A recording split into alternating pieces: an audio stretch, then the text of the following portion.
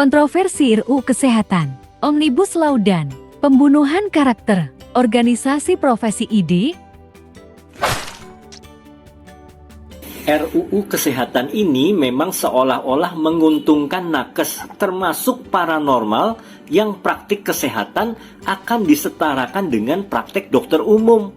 Hal ini memang membuat nakes lebih leluasa melakukan treatment dengan inovasi-inovasinya. Tapi sebenarnya di balik itu ada kepentingan elit global untuk menguasai bidang kesehatan dengan skala besar. Selain invasi nakes asing, industri-industri kesehatan juga akan bermain dengan aturannya sendiri dan tentunya merugikan rakyat. Bukannya kami anti dokter asing, tapi tanpa filter organisasi profesi, nanti dokter asing yang masuk ke Indonesia bukan dokter yang qualified. Dokter qualified seperti yang di Mount Elizabeth Singapura belum tentu mau masuk Indonesia. Yang masuk nanti dokter asing substandar atau yang abal-abal. Pada RUU Kesehatan ini, peran organisasi profesi ini dilumpuhkan. Tidak ada lagi rekomendasi organisasi profesi, sehingga pengawasan terhadap etika dan kebenaran ilmiah jadi terabaikan. Dan tentu yang menjadi korbannya adalah masyarakat.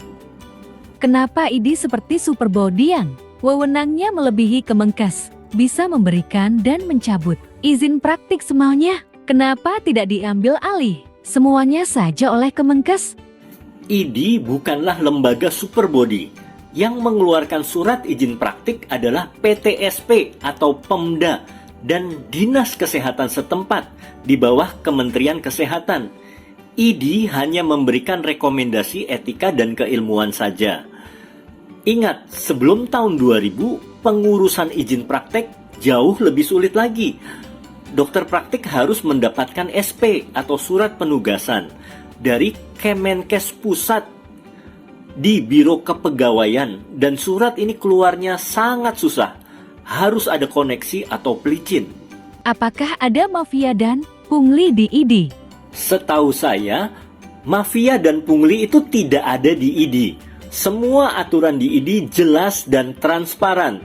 Tidak ada yang mencekik anggotanya, tidak ada yang menghambat anggotanya. Jadi ID sebenarnya lembaga apa?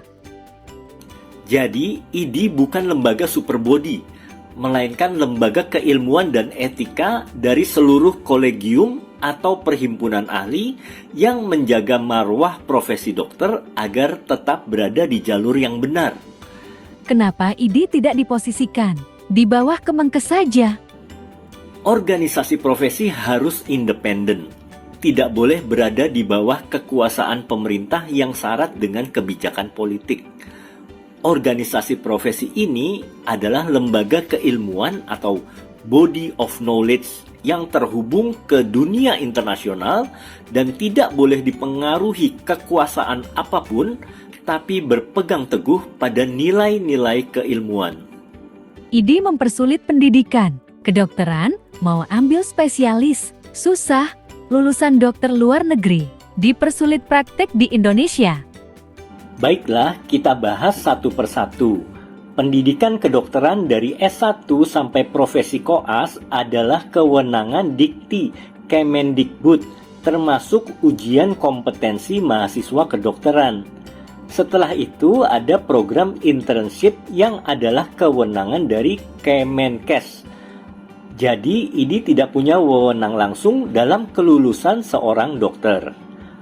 Untuk dokter lulusan luar negeri juga ada tahapan verifikasi ijazah di Kemendikbud. Setelah itu baru adaptasi di rumah sakit, dan ini yang menentukan adalah Kemenkes.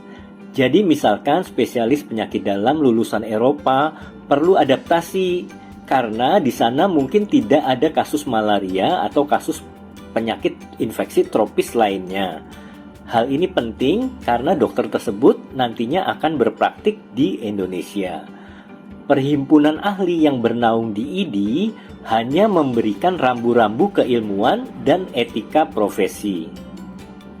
Menteri Kesehatan mengatakan, nantinya izin praktik dokter cukup, ijazah dari Kemendikbud dan izin Dari Kemenkes Jati tidak berbelit-belit lagi. Hal ini hanya jadi impian saja. Kemenkes tidak mungkin bisa melakukan pengecekan semua syarat-syarat izin praktik. Misalnya, masalah sarana klinik. Apakah IMB-nya sudah sesuai, PBB-nya sudah tidak menunggak, dan lain-lain. Jadi tetap harus melalui izin Pemda. Kemudian masalah penggunaan metode terapi dan alat-alat. Kemenkes harus melibatkan perhimpunan ahli di organisasi profesi untuk kelayakan dan kompetensinya. Asesmen kompetensi dokter terhadap perubahan dan perkembangan ilmu juga harus terus diperbaharui. Dan ini hanya bisa dilakukan oleh perhimpunan-perhimpunan ahli yang bernaung di organisasi profesi.